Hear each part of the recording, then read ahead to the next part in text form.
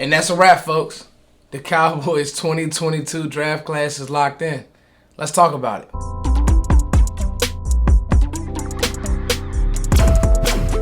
So, in this video, guys, I'm going to be doing grades. And it's very important to keep in mind. I may do an NFC East grade. We'll see if I really want to take my time with this one, though, because it's very important to remember a few things. What was the Cowboys playing versus what were the national and media scouts playing? What was the Cowboys playing versus Johnny, Jimmy, Timmy, and the whole fandom side of things playing? Like, I love mock drafts. I do. I love the players that I love. But we have to remember that the Cowboys have a realistic plan. I thought it was so telling when Mike McCarthy came out and said, hey, we got bullied a little bit. Me being at the game, you got bullied a lot of bit. And the players that the Cowboys drafted, they got some dog in them. And so was that sort of the angle? Because to me, when you look at this whole draft in a vacuum and some of the value picks that they got, now what I'll be doing is round by round giving each grade. But when you look at this pick in a vacuum, these picks in a vacuum, you look at the whole totality of this draft. If it pans and you get those contributors and you get those dogs on the field and they make plays, nobody's going to look back and say, hey, he was a bad pick. It doesn't matter. It's just like, I love Kayvon Thibodeau to the Giants. I think that was a great value pick for them. I love Evan Neal.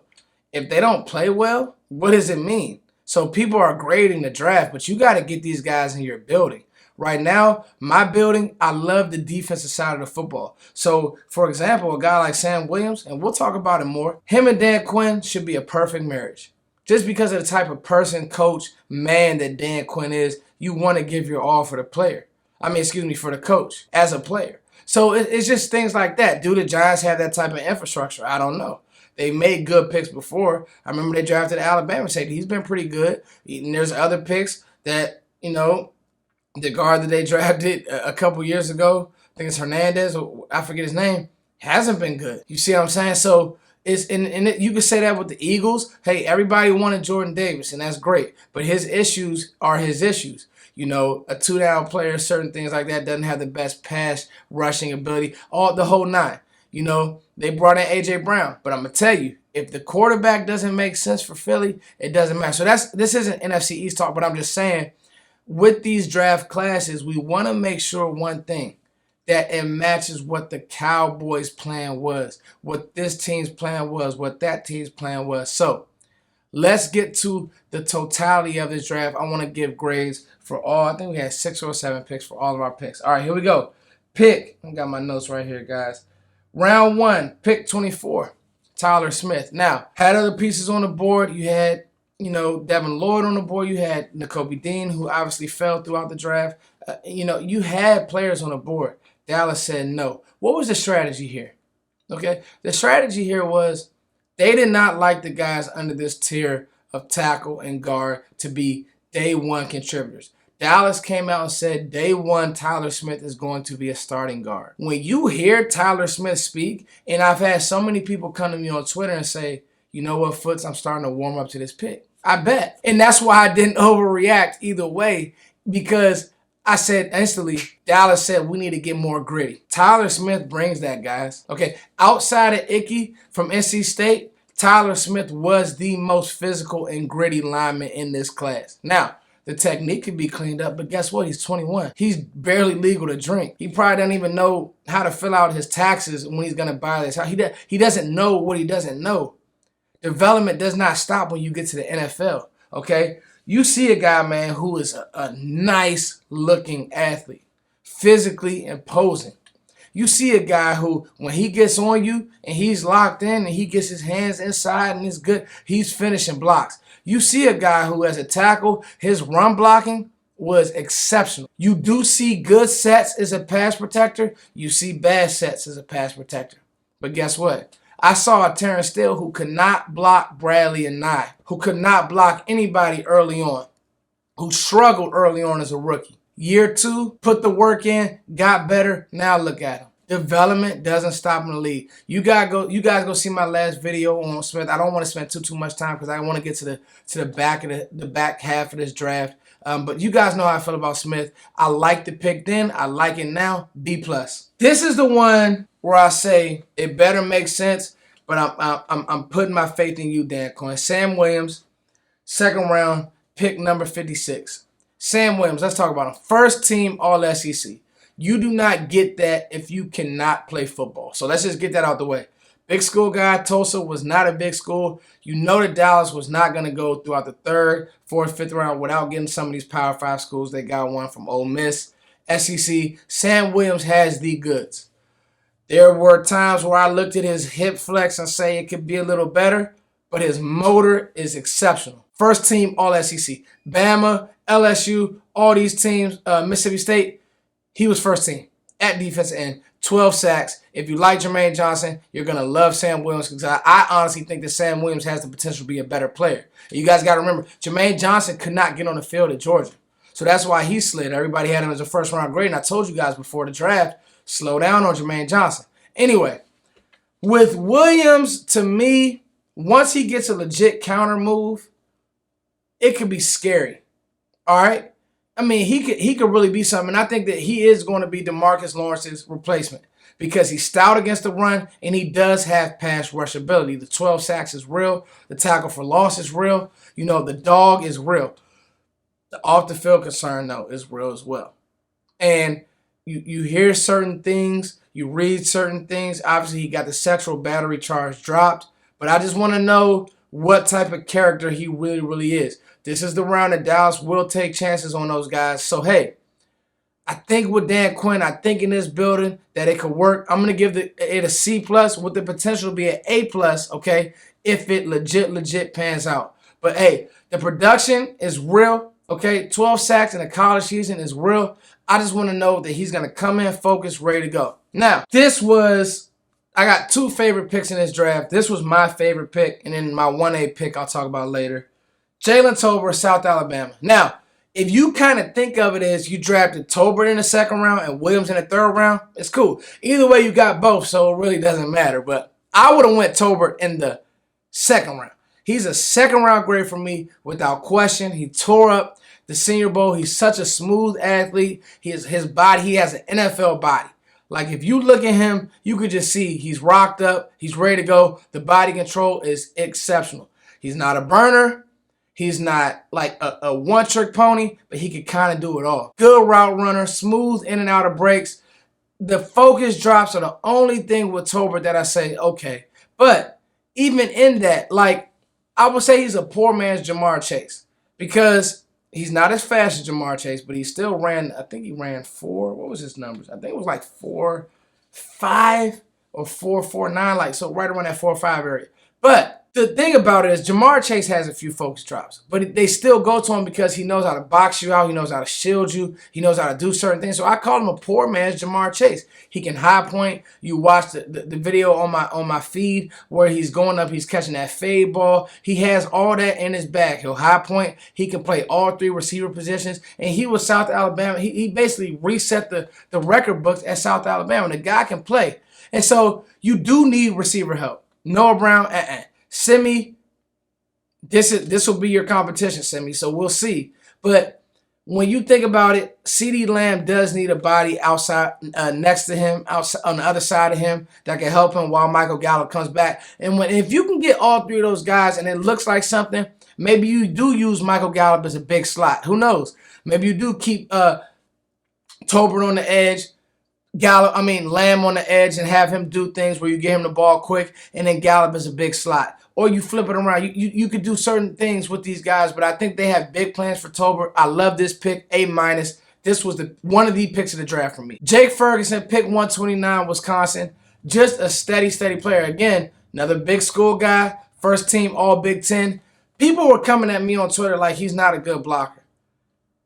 What? Like, Ferguson can block. He may miss a block here or there, but he can block, okay? He's physical. You're not playing at Wisconsin. You're not playing tight end in the Big Ten and you're not physical. But I think that he actually has upside as a pass catcher, okay? Very smart athlete, very cerebral athlete. Like, the athletic ability is sneaky for as big as he is, okay? Another Senior Bowl guy. And it was cool because Dallas is saying, hey, We want to get these Senior Bowl guys in, these guys who have shown it against other top competition. They were in an uncomfortable environment, but they still made plays. Ferguson made plays. He has the leaping ability. I think that this is going to be Dalton Schultz's replacement. If you remember, when Schultz came in, he was kind of blocked. Like his growth was blocked by Jason Witten. Because Jason Witten, let's be honest, he just didn't really want to let Dalton Schultz get on the field. And that's just Witten probably still on reps. And that's not going to be the case here. Schultz doesn't have that type of power. He's not, Jason Witten is Mr. Cowboy. Schultz is not. I think this guy is going to be Schultz's replacement because they're not married to Schultz long term. I like Jake Ferguson. I'm going to get his pick a B+. This was my favorite pick, 1A, 1B with Tolbert and Matt Waletzko, pick 155. My favorite pick of this draft. Go back and watch. Sky put it on his Twitter. Sky Still put it on his Twitter. Shout out to Sky Still. Shout out to Joe Rod for all his coverage. Shout out to Vach, of course, the GOAT. Big Game James, Law. Shout out to all the homies for all their draft coverage. Now, Matt Waletzko has been one of my pet cats for a long, long time. The size is unreal. And he uses it paired with his feet and his punch. He is going to be an NFL left tackle. I guarantee Mike McCarthy said turn this card in because I've seen what I can do with tackles who aren't maybe the strongest. And it's not like he's weak. He's just not a bulldozer. Like Tyler Smith was a bulldozing blocking tackle in college. I think Tyler Smith's best fit is guard. I think he's a guard. And I don't think that you have to move him. Like, they don't need to be pressed to move him to tackle, especially if a guy like Waletzko can develop. Waletzko's length is real, and pass rushers can't get outside of him. And they can't get in his body. The only time he struggles is with quick guys who can double move him. But, again, development does not stop in the NFL. So, if he can keep you at arm's length, you're dead. If you can get in his body and you play with that, if you could turn that speed to power, that's kind of where he struggles. But for me, this was one of the picks of the draft because I loved him at the Senior Bowl. He was one of the only people who could stand up against Jermaine Johnson. He didn't look terrible. He wasn't so weak that he didn't have any type of anchor. I love Matt Waletzko, and this isn't like I didn't know about this player. I think that Dallas knocked this pick out the park. A+. DaRon Bland, another one, man. It's just like Dallas said we have, and this is this whole overarching thing. Because even with Tolbert, gritty, tough dude. Ferguson, dogged up, 2 tight end set dude. Bland, when you watch him play corner, he's going to get his hands on you and he's going to be physical. Great tackler, has some ball production, okay? But even he transferred into Fresno State and was outstanding. I don't even know if he would have been a draftable player before then. And guess what? We don't know what's going to happen with Kelvin Joseph. Like, you know how good Kelvin Joseph can be, but he's already shown some off-the-field BS. We got a whole training gap to get through. We got a whole summer to get through. These guys, we don't know what's going to happen. But I'm going to tell you what, this Bland kid, I think he had, 5 interceptions? You guys check me on that. I'm not sure. The ball production is real. I really like the player. I think that he helps out immediately and on special teams and will challenge for one of them corner positions. The truth is we want to move on from Anthony Brown at some point. Bringing in these guys, Deshaun Wright last year, Kelvin Joseph last year, Diggs has a side locked up. Maybe Bland can challenge. Who knows? I give that grade a B+. Redshirt year, Damone Clark, okay? Second round talent without question. You saw so many people come to his defense. He has the spinal situation, so he won't be playing football this year. But if he gets back, I love taking a flyer and pick 176 on him because if he gets back, he is going to be a certified dog. You see how happy Jabril Cox was? And I thought Dallas would have went, Malcolm Rodriguez. I thought that they would have went linebacker earlier. They didn't. But if he can become something with what everybody's telling me and what I'm hearing is he is very motivated to get back on the field. If he can become something, guys, you throw your hands up and say Dallas is drafting. Okay? The Cowboys are drafting. A guy that can play in space, a guy that can run, just a smooth linebacker. Again, second round grade, runs to the ball, him and Jabril Cox. I remember watching Jabril Cox last year. I'm like, dang, who was 18 flying around? When you wear 18 at LSU, you that dude. Damone Clark is that dude. I like the pick. I give it a C+ because he's not going to play this year, so he's not going to have any type of impact this year. But at some point, he will be on the field helping the Cowboys. All right, guys, and I'm going to pair these last two. with John Ridgeway, okay, pick 198, excuse me, and then Devin Harper. Okay, Harper will come in, definitely be a special teams ace, linebacker, Oklahoma State. Struggles at times in coverage, and struggles at times with his keys, hence is why he's a later round pick. But I think that he can come in, he flies around when he does see it, and I think that he could come in and help at some point. And then Ridgeway actually has a chance to get on the field. Again, nasty one tech, okay? Beefy guy. I know that everybody liked Bohanna from last year. That's the competition to watch because, again, you play San Francisco, a team that wanted to run the ball, and you could stop them at times, but at times you couldn't. You didn't get any push. He's going to have one goal. Sit in the A gap and don't be moved. And I think that Ridgeway can do that. Arkansas defensive tackle. So, those two guys will have niche roles. I'm not going to go off the rails about those two players, but I do like them a lot. So, in totality, what do we learn about the Cowboys? This team is going to be more physical next year. This team is going to play defense next year. That's what they want to do. They want to be physical. They want to play defense, and I'm not mad at it. I'm not mad at it. Okay, Mike McCarthy came out and said we got bullied, and I'm glad that he is looking within and saying that we do need to clean some of this stuff up. And I think the Cowboys hit need, and they had a different strategy. Okay, they said, hey, I know everybody wants to say you got to go best player available, BPA, and I'm with it.